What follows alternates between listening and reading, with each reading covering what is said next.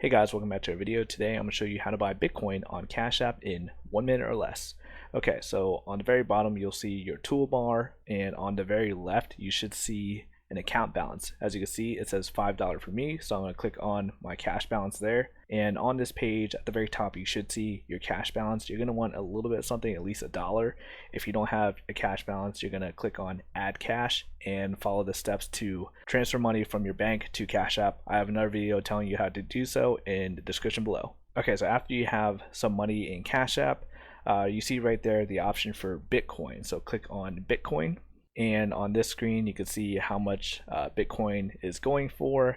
Right there you see the option to buy, so I'm going to click on buy, and then on the screen you'll see a couple options. I could buy $10 worth of Bitcoin, $25, $50, but let's just say I want to buy $1. You can see the three dots there, so click on the three dots if you want to buy a certain amount that's actually not listed there. So I'm going to buy $1 worth of Bitcoin here.